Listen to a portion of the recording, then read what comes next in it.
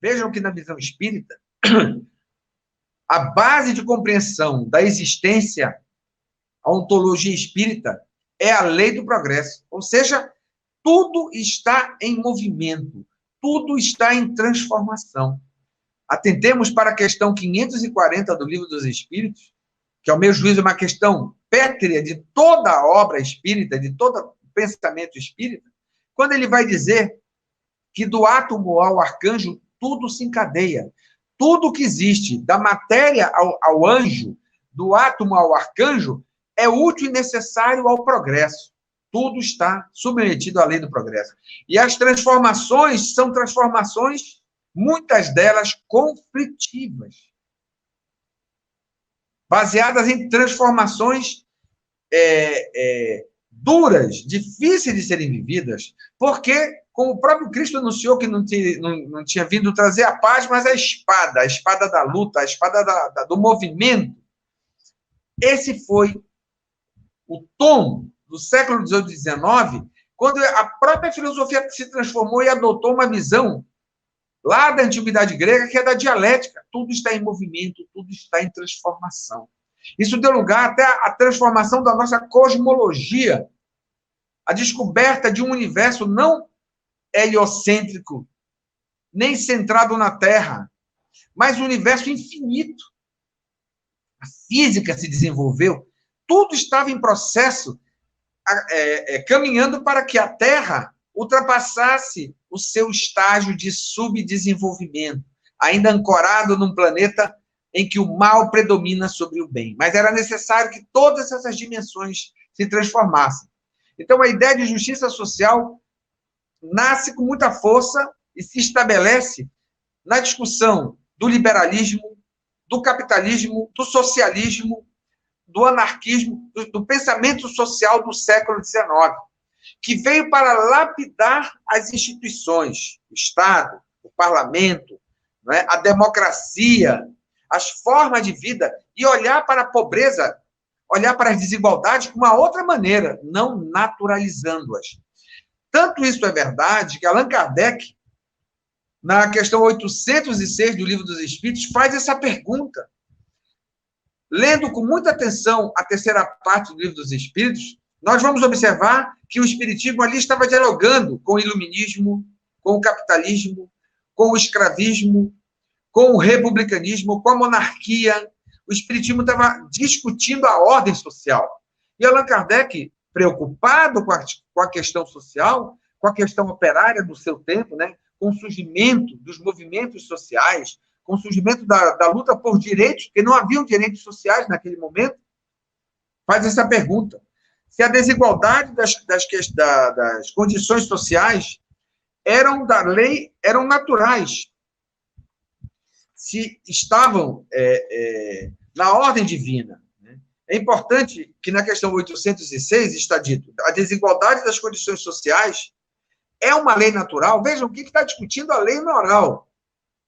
E a resposta é não. Ela é obra do homem, não de Deus. O que são as desigualdades sociais? São as desiguais condições em que os indivíduos vivem num grupo social, numa sociedade, numa dada sociedade. Ou seja, como que esses indivíduos satisfazem as suas necessidades humanas? Se comem, se tem água potável, se tem casa para morar, se tem segurança, se tem proteção para os idosos, enfim. Toda essa questão que Kardec faz aqui, ela é revolucionária, porque ela estava em acordo com todo um momento de transformação, que só vinha a se concretizar mais ou menos um século depois, com a Declaração Universal dos Direitos Humanos, com o advento dos direitos humanos, com o advento do Estado Social, com o advento dos direitos sociais. A sociedade passaria de fase, de uma sociedade ainda muito próxima da barbárie, o que Allan Kardec pergunta para os espíritos, se nós, que ele chama de civilização, né? A sociedade moderna ele chama de civilização. Se nós já vivíamos numa civilização, e os espíritos responderam a Kardec que não, nós ainda vivíamos numa civilização incompleta. Por quê? E aí ele pergunta, mas como é que se pode conhecer as características da civilização completa? E os espíritos vão esclarecer que pelo predomínio dos hábitos morais, das virtudes morais, do amor, da caridade, da justiça, da igualdade, são valores que saem do discurso religioso e filosófico e entram no discurso cotidiano das sociedades. E é aí que a ideia de justiça social passa a ser não um capricho de intelectuais ou de filósofos progressistas e passa a ser de domínio público. Ou seja, todas as pessoas passam a privar da ideia de que é necessário um grau de justiça social. Mas Allan Kardec ainda continuava perguntando aos espíritos que tipo de igualdade era possível no mundo. Ele faz uma pergunta muito importante sobre a igualdade, se é possível a existência da igualdade absoluta entre os homens. Lembra que eu falei a justiça social seria em que todos teriam o mesmo nível de igualdade? Mas os espíritos respondem a Allan Kardec que ela não é possível. A igualdade absoluta não é possível. Por quê? Por causa da diversidade das faculdades, dos caracteres que se opõem a isso. Isso está na questão 818 de O Livro dos Espíritos. A igualdade absoluta não é possível. No entanto, Allan Kardec insiste, porque, ora, se a desigualdade absoluta não é possível, qual é a igualdade que é possível?